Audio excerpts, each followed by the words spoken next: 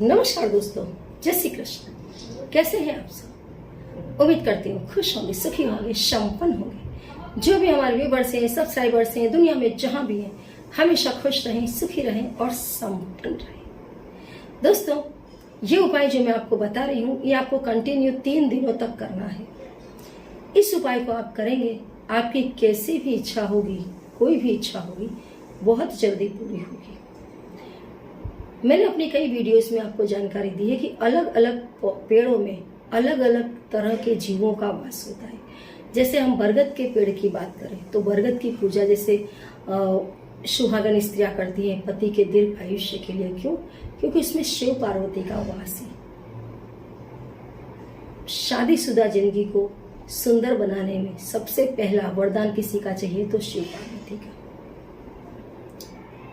जीवन की रक्षा यदि कोई करता है तो भगवान शिव।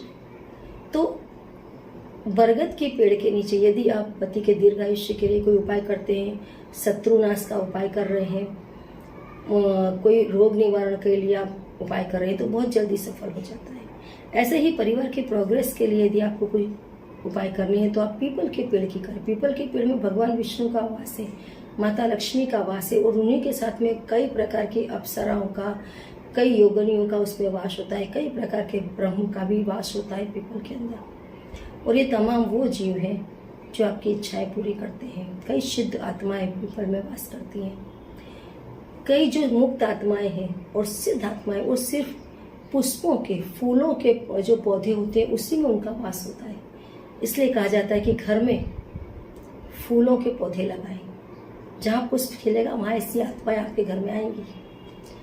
जिस घर में रोज पुष्प खिलते हैं वहाँ एक बार तो माता रानी आती ही आती है, कहा जाता है। तो हर तरह के पेड़ पौधे, उनमें अलग अलग योनि के जीवों का वास है। जैसे जामुन का पेड़ है, उसमें चुड़ैल का वास है।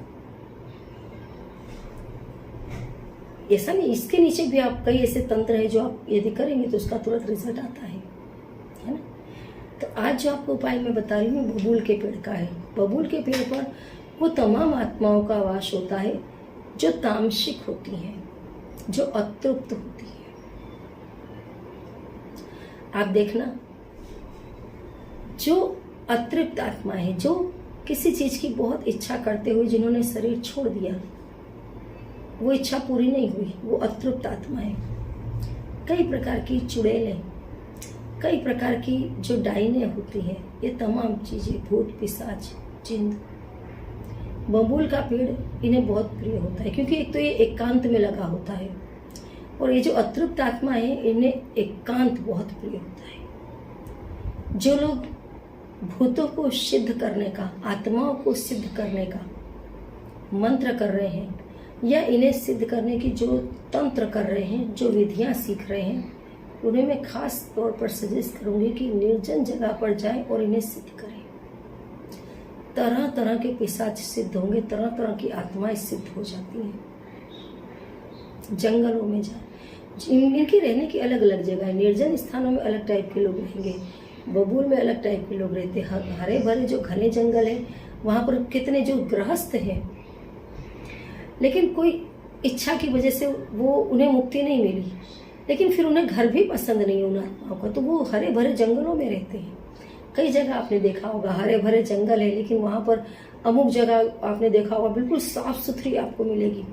आपको खुद ऐसा लगेगा कि अरे ये जगह इतनी साफ सुथरी कैसे पड़ी है। ऐसा लगता है जैसे लोग यहाँ आते हैं, इसको जैसे कोई रोज झाड़ू वाड़ू लगाकर इसको साफ करता हो।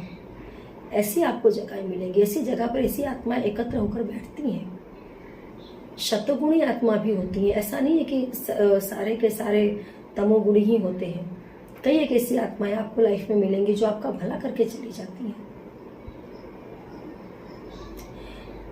आप देखना, अभी एक सर्वे मैंने पढ़ा था कि आप जैसे 100% पब्लिक, आपने 100 इंसान देखे अनजाने जगह पर, सार्वजनिक स्थानों पर, तो उसमें से 15% तो ऐसे होते हैं जिनको आप दूसरे बार देखोगे ही नहीं। वो आत्माएं हैं जो अलग रूपों में घूम रही होती हैं, जिन्हें आप पहचानते नहीं हैं। पब्लिक प्लेस में अलग रूपों में आएंगी। कई आत्माएं आप देखो मंदिरों में, जिन्हें मुक्ति चाहिए, ऐसा मत सोचो कि मंदिरों में आत्माएं नहीं रहती। मंदिरों में जो सत्व गुणी आत्माएं, जो शतो गुणी है, जो अपनी मुक्ति चाहती हैं, वो मंदिरों के प्रांगण में भी घूमती हैं और वो भगवान का ध्यान करती हैं। यही वो आत्माएं हैं जो आपका कई बार काम कर देती हैं। आपको लगता है वो हुई भगवान की बड़ी महिमा है, शायद भगवान तक बात गई भी नहीं है, वो छोटे मोटे काम वो आत्माएं भी आपका कर देती हैं। कई बार आप देखना, कहीं आप निर्जन स्थान में फंस गए हैं, अचानक कोई व्यक्ति आता है, आपकी मदद करता है, चला जाता है, अनजान है। हमेशा ये नहीं होगा कि ये व्यक्ति ही था, कई आत्माएं हैं जो इसी रूप में आती हैं और मदद करके चली जाती हैं। इनकी पहचान बहुत अच्छी होती है कि इनकी पलक नहीं झपकती जल्दी। चलिए, खैर ये तो हमारा अलग पॉइंट है, हम जा रहे हैं जो मेन बात है कि यदि कोई ऐसा काम है जो आपका लंबे समय से अटक रहा है, नहीं हो पा रहा है, तो आप एक काम करें।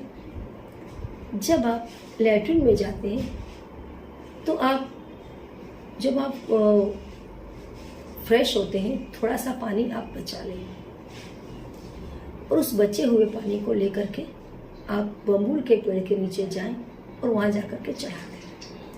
3 दिन रेगुलर आप इस क्रिया को करें, चाहे सुबह करें चाहे शाम को करें, और वहाँ खड़े होकर के आप अपनी इच्छा 3 बार बोलें जोरों से और लौट कर अपने घर आ जाएं। जाते समय भी कोई आपको ना टोके, ध्यान रखें, आते समय भी कोई आपको ना टोके, इस चीज़ का ध्यान रखें। जो भी आपकी इच्छा है, ये जो आत्माएं रहती हैं बबूल के पेड़ पर, ये आपका काम करती हैं। लेकिन जब आप पानी चढ़ाते हैं, अपनी इच्छा बोलते हैं, उस समय आपको ये भी बोलना है कि मेरा ये काम होने के बाद मैं ये वाली चीज़ ला करके इस पेड़ के नीचे रखूँगा, चाहे वो 5 प्रकार की मिठाई हो, चाहे नारियल हो, कोई भी चीज़ आप बोलें। यदि उन आत्माओं को आपके द्वारा मानी हुई चीज़ अच्छी लगेगी, वो आपका काम तुरंत करेंगी।